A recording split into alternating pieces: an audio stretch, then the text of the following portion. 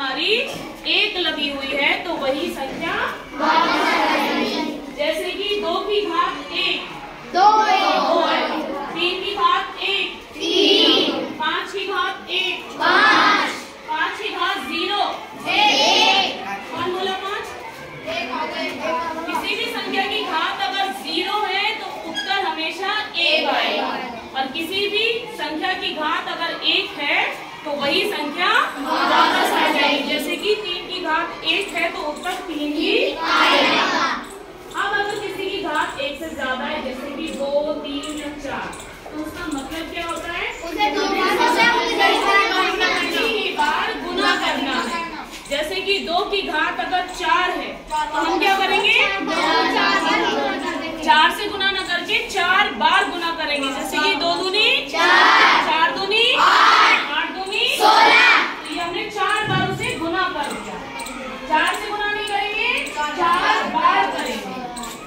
अगर 3 की घात 2 है तो 2 बार है, 3 गुना करेंगे, 3 3 9। आई बात समझ में?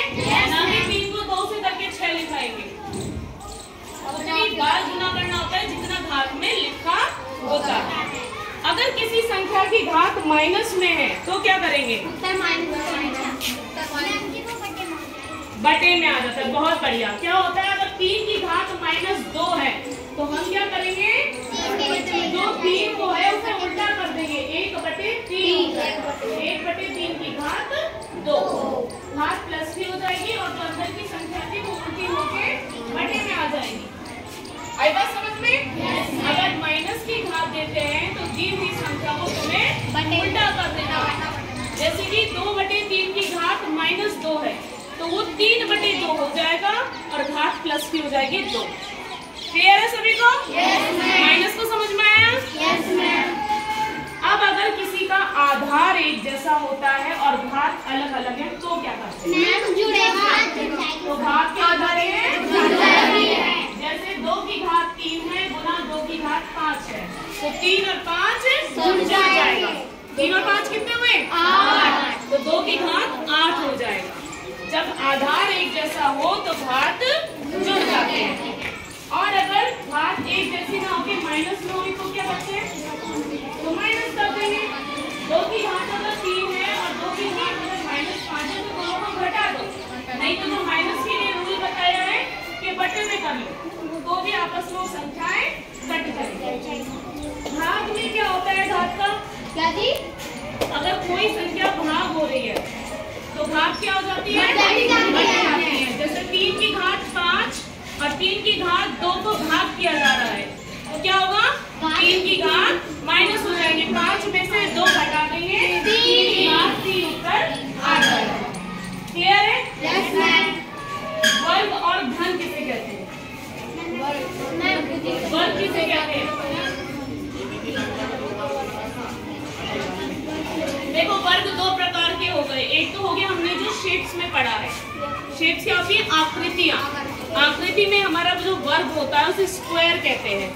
इंग्लिश में क्या कहते हैं? तो उसका मतलब क्या होता है कि हमारी एक 4 भुजाओं की बंद आकृति हमें दिखाई देती है जिसमें सारे कोण 90 डिग्री के होते हैं और सारी भुजाएं एक समान होती हैं। एक वर्ग तो हो गया ये।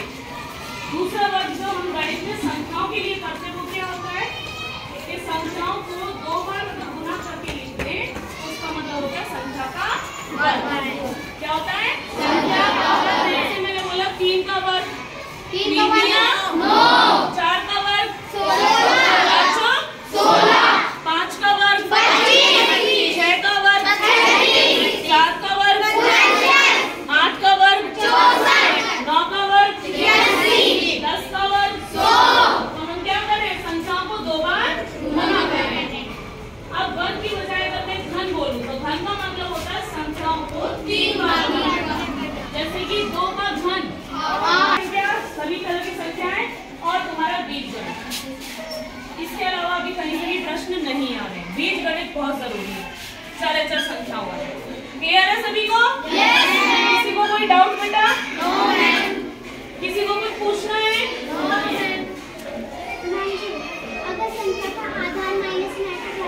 क्या चीज? अगर आधा। बहुत अच्छा क्वेश्चन पूछा। अगर घात वाला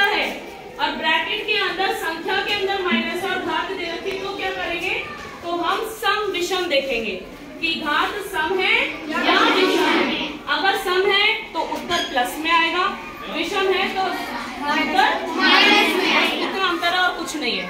जैसे कि माइनस की 2 हाथ ऊपर दे दी 3, तो -2 को 3 बार गुना करें, 2 दूनी 4, 4 दूनी 8। लेकिन 3 क्या है? विषम संख्या है, तो उत्तर आएगा माइनस का 8। क्या आएगा? माइनस का 8। अगर आधार माइनस का दे रखा है और अगर घात माइनस की दे रखी है तो क्या होगा? संख्या उल्टी हो जाती है। क्लियर है? और किसी को कोई डाउट? किसी को कोई प्रश्न पूछना है तो पूछिए अभी।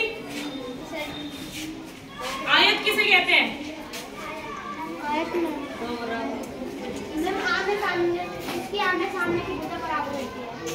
आयत पहले शुरुआत से बताओ कि क्या है। 4 भुजाओं से बनी वो बंद आकृति, इसके आमने सामने की भुजा का। बहुत बढ़िया। 4 भुजाओं से बनी हुई वो बंद आकृति जिसमें आमने सामने की भुजा एक